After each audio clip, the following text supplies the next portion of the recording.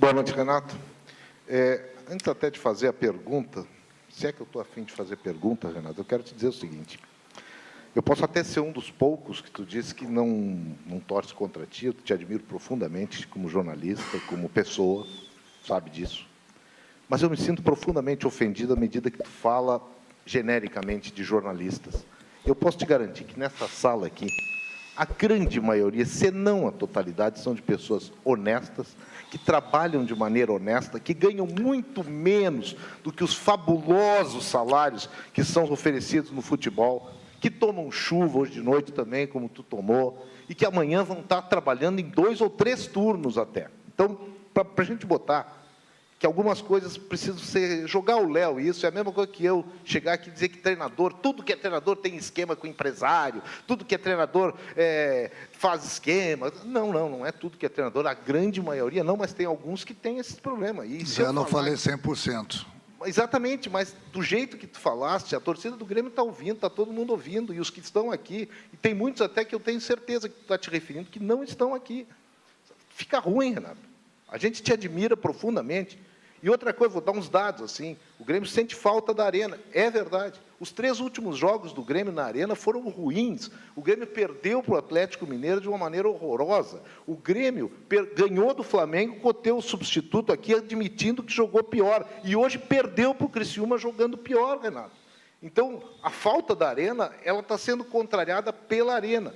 O Grêmio foi campeão no maior título da história dele, do outro lado do mundo, com 2 gols teus, longe da Arena, longe do Olímpico. O Grêmio foi campeão brasileiro, primeira vez, em São Paulo, contra o São Paulo, no Morumbi lotado. O Grêmio foi campeão contigo, da América em Lanús. O que eu vou falar para você, eu falo para os meus jogadores. O que eu vou falar para você, eu falo para os meus jogadores. Então, eu não estou... Eu concordo muito com o que você falou aí, mas eu não generalizei. Uma. Segundo, na minha época, eu falo para eles diariamente. Eu não falo 3 vezes por semana, eu falo diariamente para eles. Na minha época, um pouco antes da minha época e um pouco depois da minha época, tinha talento e pouco salário, pouco dinheiro. Hoje tem muito dinheiro no futebol e pouco futebol. Eu falo diariamente isso para eles. Então, o que você está falando, eu concordo plenamente com você. Você fala, na minha época eu fiz 2 gols, o Grêmio em 81 foi campeão brasileiro. É outra época. Infelizmente, é outra época. Eu queria que voltasse aquela época, que não tinham salários absurdos e tinha futebol. Tinha torcedores que iam nos estádios para ver seu time jogar e o adversário, porque tinham bastante craques, jogadores acima da média. Hoje em dia, a verdade tem que ser dita, hoje em dia você conta nos dedos jogadores acima da média no Brasil. Hoje em dia no Brasil tem salários altos, é o que eu falo para eles. Na minha época tinha muito futebol e pouco dinheiro. Hoje tem muito dinheiro e pouco futebol. Eu falo para eles diariamente isso. Mas aí, cada um é cada um tem sua consciência, sabe o que pode colocar dentro do campo.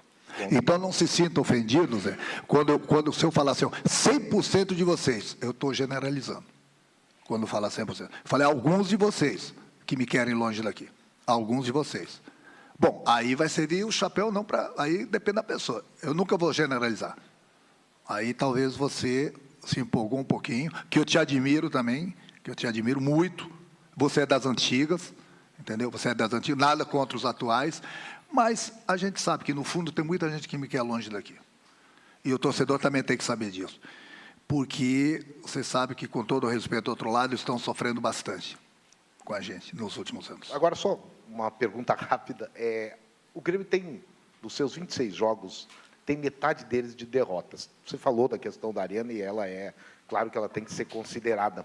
Mas esse número, até porque hoje teve a segunda derrota na volta da Arena, esse número ele não acaba baixando a autoestima de grupo numa hora que é preciso buscar pontos, não para aquilo que o Grêmio é acostumado, mas para ficar longe de uma zona de rebaixamento. Não é muita derrota?